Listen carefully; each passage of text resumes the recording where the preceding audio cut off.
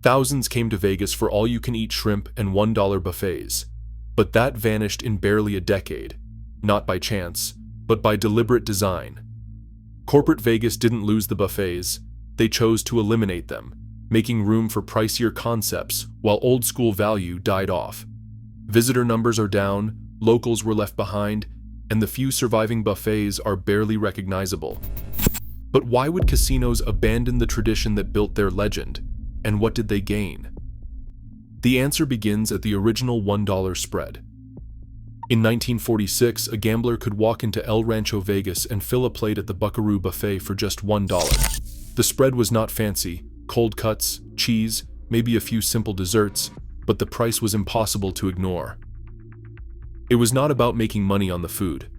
Casino owner Belden Cattleman saw something more valuable, a way to keep players in the building, bellies full, wallets open, and chips moving across the felt. The buffet was a promise. Eat as much as you want, stay as long as you like, and maybe, just maybe, you will try your luck again before heading home. Word spread quickly. Other casinos rushed to copy the formula, rolling out their own $1 buffets, each one trying to outdo the last. By the 1950s, the all-you-can-eat meal had become a fixture of Las Vegas, as much a part of the city's identity as neon signs or the sound of slot machines. For decades, the buffet was the city's open secret, a loyalty hook that drew in families, road trippers, and regulars who came for the value and stayed for the spectacle.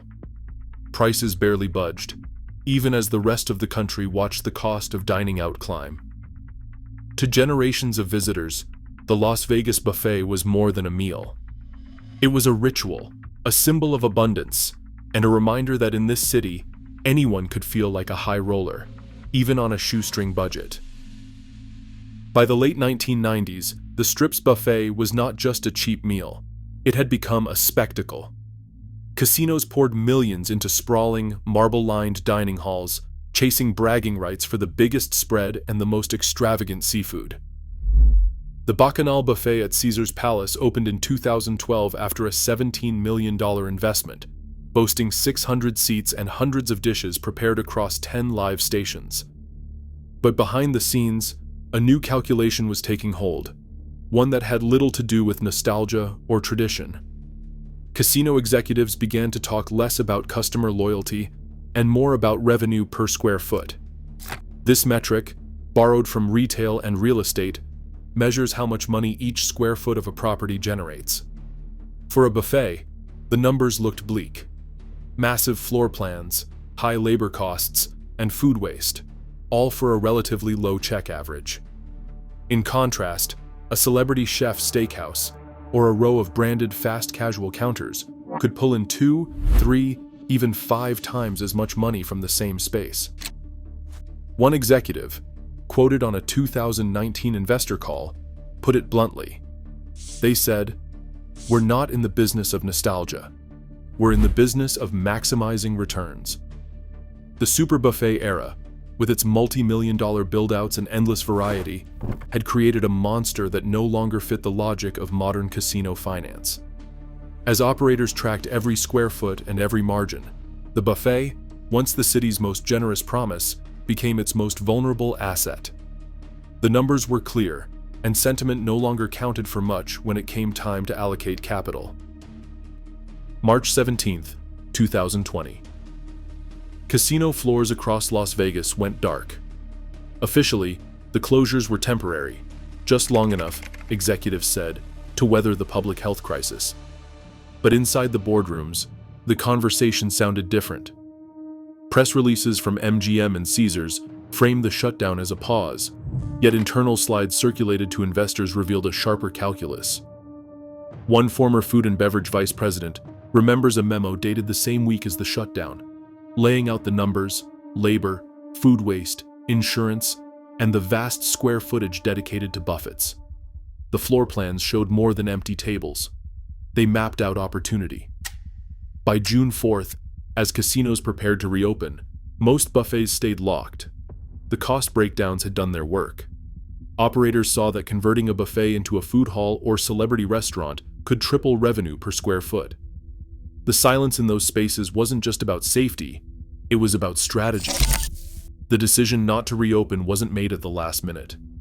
It was calculated, reviewed, and quietly finalized before the dice ever rolled again. By 2021, the cost of putting a single plate on a Las Vegas buffet line had climbed higher than ever before. Food prices, already volatile, began rising at a pace not seen in decades.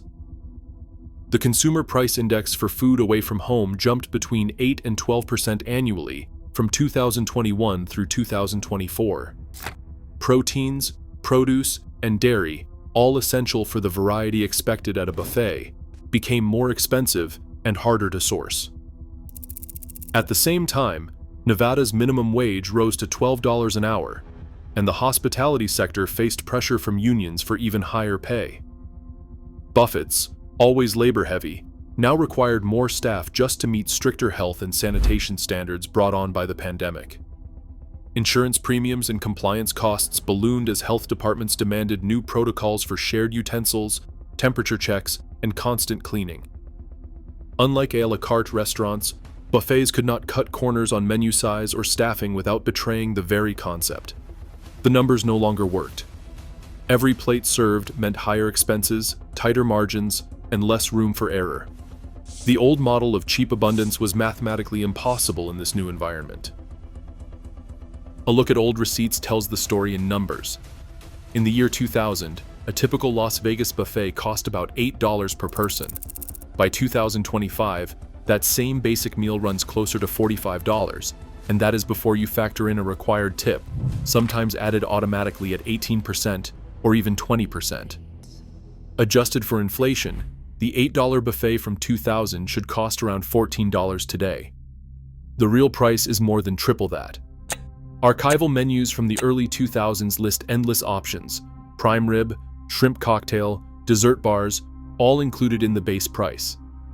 Now even the most modest buffet on the Strip charges 5 or 6 times as much, with fewer choices, and add-on fees for drinks or premium items. The shift is not just about sticker shock. Where a family of 4 could once eat for $32, that same meal now tops $180 with tax and tip. The disappearance of cheap, predictable meals has changed the way visitors experience Las Vegas. For many, the value that made the city feel accessible is gone, replaced by a price tag that keeps growing every year. Rio's Carnival World Buffet once spanned a football field, feeding thousands each day. Today, that space is home to Canteen Food Hall, where diners pick from a dozen fast casual counters instead of endless steam trays. The transformation is visible up and down the Strip. Aria's former buffet now houses Proper Eats, and at the Venetian, Via Food Hall launched in June 2025. These conversions are not just cosmetic. The Las Vegas Convention and Visitors Authority counted 3.1 million visitors in June 2025, down from 3.5 million a year earlier. Between 3,000 and 9,000 buffet jobs have disappeared since 2020. Of the 75 buffets that once dotted the city, only a handful remain. South Point's general manager, Ryan Groney, keeps his buffet open 7 days a week, calling it a marketing expense, even as losses double. For most, the all-you-can-eat era has been replaced by food halls, higher prices, and fewer choices. Analysts watching the Strip see 3 possible futures taking shape. The first, and most likely, is a city that doubles down on luxury. Buffets become rare, reserved for the highest-paying guests, while food halls and celebrity restaurants fill the void. Las Vegas leans into premium experiences, drawing fewer but wealthier visitors. Another scenario imagines a return to value, where a handful of operators revive affordable buffets in response to falling tourism. Smaller footprints, tech-driven ordering, and local sourcing could make this model viable, attracting families and budget travelers once again. A third path, though less certain, involves city leaders stepping in, offering incentives or support for venues that keep prices low, treating cheap meals as a public good. Each path carries trade-offs, but the choices made in the next few years will decide whether Las Vegas remains a playground for all, or just for those who can afford it. Today, the promise of cheap, abundant food in Vegas is nearly gone, replaced by high prices and shrinking options. As visitor numbers drop and old loyalties fade, the city faces a new gamble. Will Vegas still feel like Vegas when its value has vanished? Share your thoughts below.